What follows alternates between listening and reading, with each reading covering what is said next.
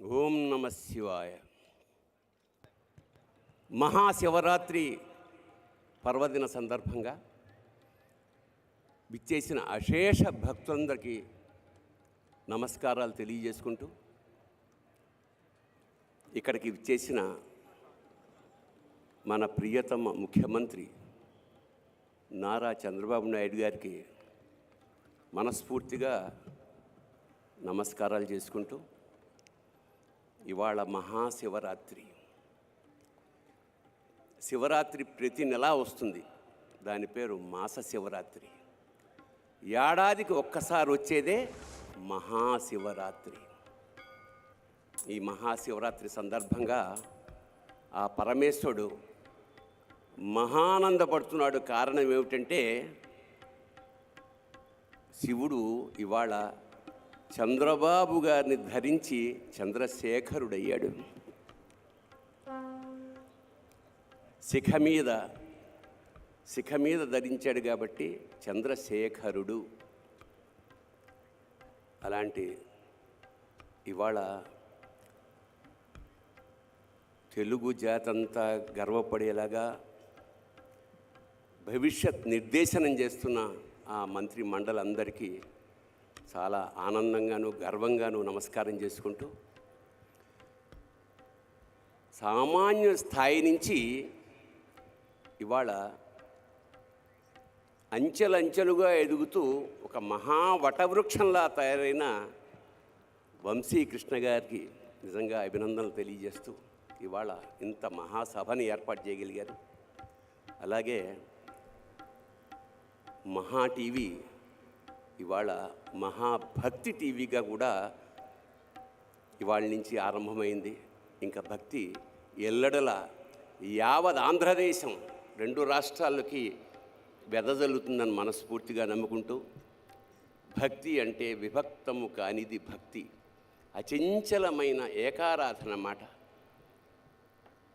ఈ సందర్భంగా ఒక చిన్న పిట్టకథ చెప్పి ఆ తర్వాత శివతత్వంలోకి వెడదాం. ఒక బిజినెస్ మ్యాన్కి బాగా డబ్బులు వచ్చాయి. బాగా డబ్బులు వచ్చిన సందర్భంలో అతను వజ్రాల ఉంగరం చేయించుకున్న నవరత్నాలది. మరి ఏం కక్కుర్తి పడ్డాడో, కొంచెం తక్కువ వచ్చింది అందులో బంగారం. పెట్టుకున్నాక రాత్రి తీసేద్దామంటే బిగుసుకుపోయింది, రావట్లా. ఏదో ఆయిల్ రాశాడు, కష్టపడ్డాడు, రాలేదు. రాత్రంతా ప్రయత్నిస్తే వేలు ఉబ్బిపోయింది. పొద్దున్నే భార్యకి చూపించాడు, వేలు ఉబ్బిపోయింది, ఏం చేయమంటావని. మరి ఎట్లాగా వెళ్ళి చూపించండి అంటే కంసాలి దగ్గరకు తీసుకెళ్ళాడు, కట్ చేయించి. అతను అన్నాడు, కాదండి బాగా వాచిపోయింది, కష్టం, ఒకసారి డాక్టర్కి చూపించండి. డాక్టర్కి చూపించుంటే కట్ చేయాల్సింది అంటే ఏంటి, వేలు అన్నారు. కాదు, ఉంగరం. మరి ఎలాగా, రావట్లేదు. అప్పుడు వాళ్ళ భార్య చెప్పింది, ఒక పని చేద్దామండి, నాకు వెంకటేశ్వర స్వామి అంటే విపరీతమైన భక్తి, ఆయన్ని మొక్కుకోండి, అదే యాజ్ ఇట్ ఈజ్గా వచ్చేస్తుంది అని. సరే, వెంకటేశ్వర స్వామికి మొక్కుకున్నాడు. ఏమని మొక్కుకున్నాడు? స్వామి, ఈ ఉంగరం లూజ్ అయ్యి చచ్చిపోతున్నాను, దీంతో ఇది గనక పడిపోతే వచ్చేస్తే గనక నీకు ఉంగరం యాజ్ ఇట్ ఈజ్గా హుండీలో వేసేస్తాను అన్నాడు. వెంకటేశ్వర స్వామి ఇలాంటి విషయాల్లో చాలా హాయిగా చిరునవ్వు నవ్వుతూ అలాగే అన్నాడు. కట్ చేస్తే నెక్స్ట్ డే కల్లా వాపు తగ్గిపోయి ఉంగరం వచ్చేసింది. చెప్పాను నేను, వెంకటేశ్వర స్వామిని నమ్ముకుంటే ఎలా ఉంటుందో అని. వెంటనే తిరుపతి ప్రయాణం అయ్యారు వీళ్ళు. తీరా అక్కడికి వెళ్ళేటసరికి పేపర్లో గుండె పగిలే వార్త ఏమిటంటే, బంగారం ధర అమాంతంగా 100 రెట్లు పెరిగిపోయింది. అంటే ఇప్పుడు 50,000 ఉన్నది 5 లక్షలు అయింది అనుకోండి. ఇంత డబ్బు ఉంగరం వేస్తానన్నాను, ఇదేమిటిది అని చెప్పి అతను వెంకటేశ్వర స్వామితో మళ్ళీ ఒక కాంట్రాక్ట్ ఒప్పుకున్నాడు. స్వామి, నేను ఉంగరం వేస్తానన్నది లాస్ట్ మంతు, అప్పుడు బంగారం ధర ఇంతే ఉంది, ఇప్పుడు దానికి నీకు సంబంధం లేదు, అంచేత అప్పుడు దాని ఖరీదు 50,000 రూపాయలు కాబట్టి ఆ 50,000 వేసేస్తాను అని 50,000 పొట్లం కట్టి, ఓం గోవిందా గోవిందా అని హుండీలో ఆ డబ్బులు వేసేసాడు. దాంతోపాటు ఉంగరం కూడా పడిపోయింది. అందుకే వాడిని వడ్డీ కాసుల వాడు అంటాడు. అంచేత దేవతలతోటి మనం బేరం చేయకూడదు. అంచేత భక్తి అంటే నిష్కామ భక్తి, నిశ్చల భక్తి ఉండాలి. మరి మనం ఇవాళ మహాశివరాత్రి సందర్భంగా శివుడిని వెతుక్కుంటున్నాం. శివుడు ఎక్కడుంటాడు? ఎక్కడ ఉండడు? సర్వాంతర్యామి కదా. నీలోనూ ఉంటాడు, నాలోనూ ఉంటాడు. నాలోన శివుడు గలడు, నీలోన శివుడు గలడు. నాలోన శివుడు గలడు, నీలోన శివుడు గలడు. నాలోన శివుడు గలడు, నీలోన శివుడు గలడు. నాలోన గల శివుడు, నీలోన గల శివుడు లోకములేలగలడు. నాలోన గల శివుడు, నీలోన గల శివుడు లోకములేలగలడు. కోరితే శోకము బాపగలడు.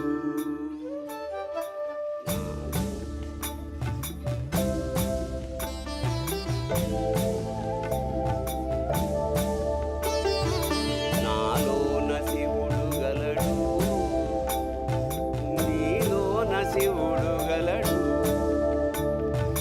నాలోన గల శివుడు, నీలోన గల శివుడు గంగ పైకెత్తగలడు. నాలోన గల శివుడు, నీలోన గల శివుడు గంగ పైకెత్తగలడు. పాపులను తుంగలో తొక్కగలడు.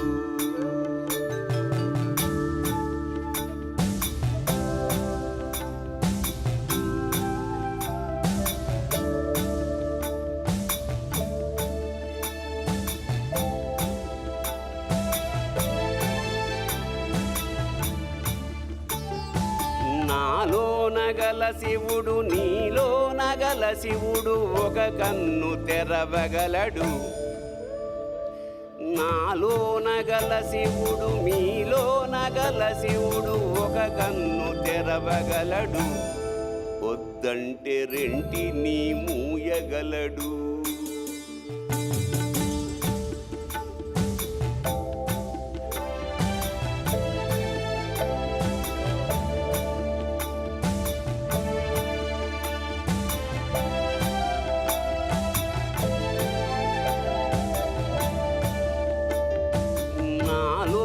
గల శివుడు, నీలోన గల శివుడు సగము పంచియగలడు. నాలోన గల శివుడు, నీలోన గల శివుడు సగము పంచియగలడు. తిక్కతో అసలు తుంచేయగలడు. శివుడు గలడు, నీలోన శివుడు గలడు.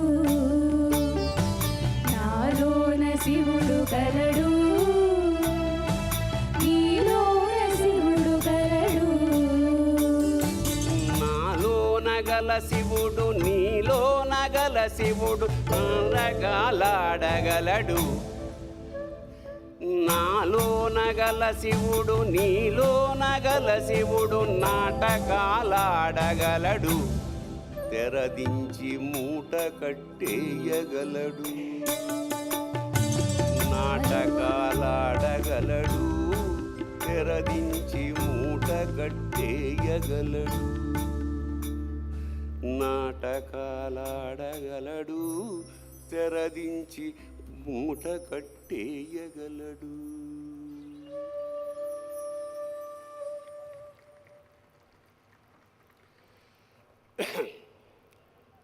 శివుడికి విష్ణువుకి భేదం లేదు. మనం అజ్ఞానం కొద్దీ శివుడు వేరు విష్ణువు వేరు అనుకుంటుంటాం.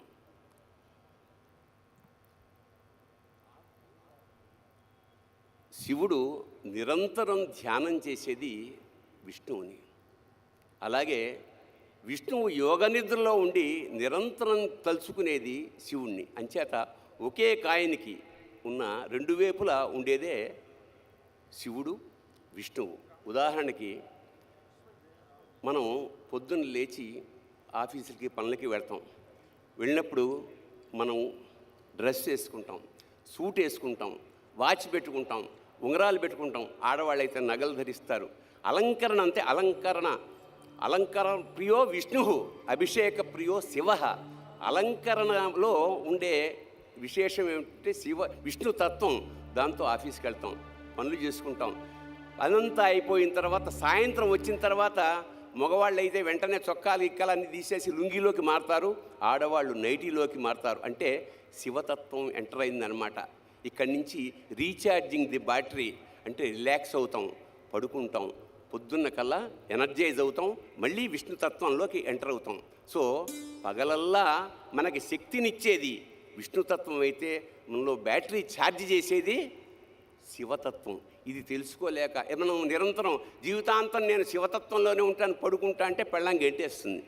అలాగే నిరంతరం విష్ణుతత్వంలో ఉండడం అసాధ్యం. అంచేత శివ విష్ణువులు ఒక్కరే. అందుకని ఎంత మోసగాడివయ్యా శివ, నువ్వు ఎంత వేషగాడివయ్యా శివ, ఎంత మోసగాడివయ్యా శివ, నువ్వు ఎంత వేషగాడివయ్యా శివ,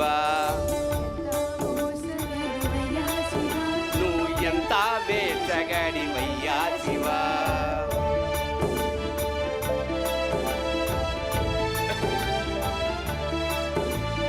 బయటికేమో లింగ రూపమయ్యా శివా, బయటికేమో లింగ రూపమయ్యా శివా, నువ్వు లోపల శ్రీరంగ రూపమయ్యా శివ. ఎంత మోసగాడివయ్యా శివ, నువ్వు ఎంత వేషగాడివయ్యా శివ,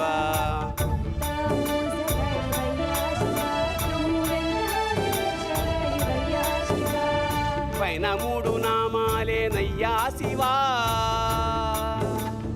పైన మూడు నామాలేనయ్యా శివ, నీకు లోన 1000 నామాలంటయ్యా శివ. ఎంత మోసగాడివయ్యా శివ, నువ్వు ఎంత వేషగాడివయ్యా శివ, ఎంత మోసగాడివయ్యా శివ, నువ్వు ఎంత వేషగాడివయ్యా శివ. పైనే అభిషేకాలయ్యా శివా, పైనే అభిషేకాలయ్యా శివ, నీకు అలంకారమంట లోపలయ్యా శివ. ఎంత మోసగాడివయ్యా శివ, నువ్వు ఎంత వేషగాడివయ్యా శివ, ఎంత మోసగాడివయ్యా శివ, నువ్వు ఎంత వేషగాడివయ్యా శివ. బయటికేమో తోలు బట్టలయ్యా శివా, బయటికేమో తోలు బట్టలయ్యా శివ, నీకు లోపల పీతాంబరాలయ్యా శివ. ఎంత మోసగాడివయ్యా శివ, నువ్వు ఎంత వేషగాడివయ్యా శివ, ఎంత మోసగాడివయ్యా శివ, నువ్వు ఎంత వేషగాడివయ్యా శివ. వల్లకాడే వైకుంఠమయ్యా శివా, వల్లకాడే వైకుంఠమయ్యా శివ, నీకు కాలకూటమే అమృతమయ్యా శివ. ఎంత మోసగాడివయ్యా శివ, నువ్వు ఎంత వేషగాడివయ్యా శివ, ఎంత మోసగాడివయ్యా శివ, నువ్వు ఎంత వేషగాడివయ్యా శివ. కడదేర్చేవాడవివే అయ్యా శివా, కడదేర్చేవాడవివే అయ్యా శివ, మమ్ము కాపాడేవాడవివే అయ్యా శివ. ఎంత మోసగాడివయ్యా శివ, నువ్వు ఎంత వేషగాడివయ్యా శివ, ఎంత మోసగాడివయ్యా శివ, నువ్వు ఎంత వేషగాడివయ్యా శివ. ఎంత పిచ్చివాడివయ్యా శివ, ఎంత పిచ్చివాడివయ్యా శివ, నువ్వు ఎంత మంచి ఎంతెంత మంచి ఎంతెంత మంచివాడి వయ్యా శివ.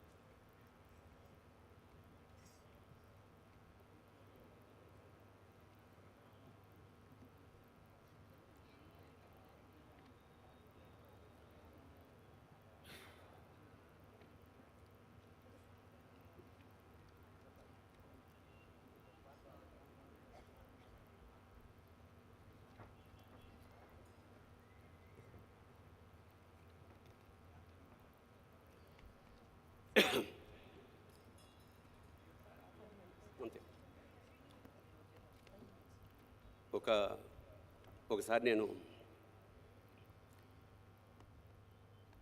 ఆటగదరా శివ గానం చేయడానికి మా టీంతో శ్రీశైలం వెళ్ళాను. అక్కడ మేమందరం పాట పాడాక అభిషేకం చేసుకుంటుంటే ఒక పెద్ద ఆవిడ వచ్చింది. తెల్లటి విభూది, తెల్లటి జుట్టు, వయసు ఒక 70 ఏళ్ళు ఉంటుంది. ఆవిడ అభిషేకం చేస్తూ ఈ జన్మకి ఇంతేరా మల్లన్న అంది. అంటూ ఆవిడ కన్నీటి బొట్టుని శివలింగం మీద జారవిడిచింది. అంటే ఒక విధమైన ఉద్వేగంతో స్టన్ అయిపోయాను నేను. ఎన్ని క్షీరాభిషేకాలు చేస్తే ఇంత పుణ్యం దక్కుతుంది? కన్నీళ్లతో స్వామిని అభిషేకించి ఈ జన్మకి ఇంతేరా మల్లన్న అంది. మల్లికార్జున స్వామిని మల్లన్న అని చాలా ప్రేమగా పిలుచుకుంటారు. ఈ జన్మకి ఇంతేరా అంటే శ్రీశైల శిఖరం దృష్ట్యా పునర్జన్మ నవిద్యతే. ఒకసారి శ్రీశైల శిఖరం కనుక వస్తే ఇక జన్మరాహిత్యం అనేది మన వాళ్ళు చెప్తూ ఉంటారు. అలాంటిది ఈవిడ ఈ జన్మకి ఇంతే అంటుంది. చాలంటోంది ఏమిటి అంటే ఇదే లాస్ట్ టైమా లేదా ఇదే ఫస్ట్ టైమా? నాకు అర్థం కాలేదు. అప్పుడు నాలో అప్రయత్నంగా ఈ జన్మకి ఇంతేరా మల్లన్న అన్న వాక్యం రాత్రంతా తిరుగుతోంది. అప్పుడు పుట్టిన పాట ఈ జన్మకి ఇంతేరా మల్లనా, ఈ జన్మకి ఇంతేరా మల్లనా, ఇంకో జన్మ నాకీ మల్లనా, ఈ జన్మకి ఇంతేరా మల్లనా, ఇంకో జన్మ నాకీ మల్లనా.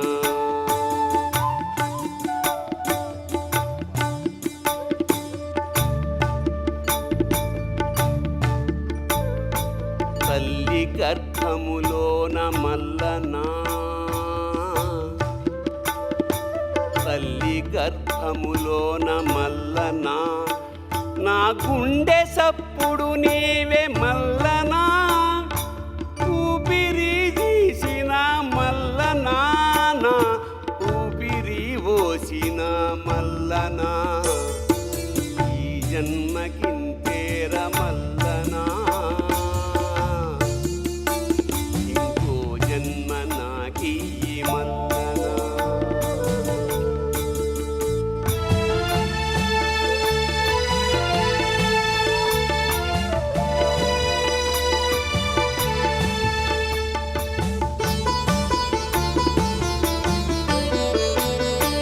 వచ్చేటి జన్మాన మల్లనా,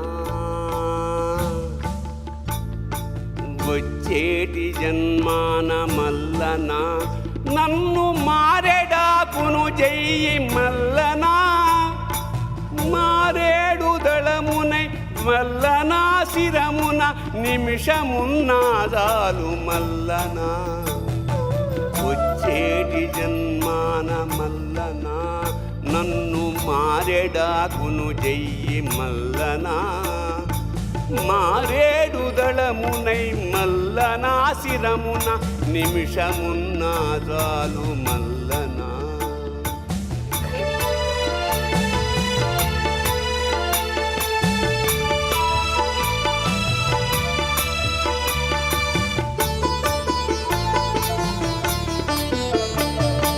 కొండంత ఎదిగాను మల్లనా, కొండంత ఎదిగాను మల్లనా, నువ్వు కనిపించనే లేదు మల్లనా, కన్నీళ్లతో నేను మల్లనా, నిలువున కాలిపోయానయ్య మల్లనా, ఈ జన్మకింతేర మల్లనా, ఇంకో జన్మ నాకీ మల్లనా.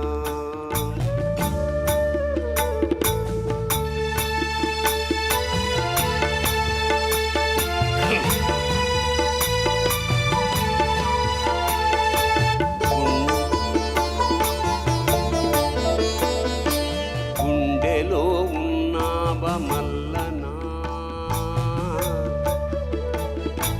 గుండెలో ఉన్నావ మల్లనా,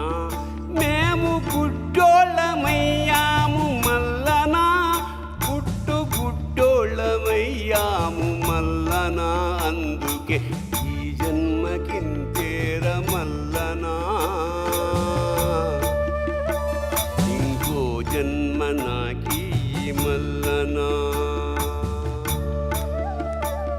ఇంకో జన్మ నాకీ మల్లనా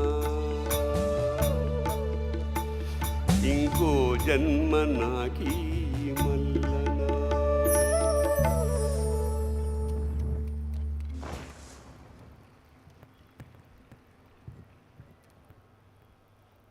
ఎలా ఉందండి?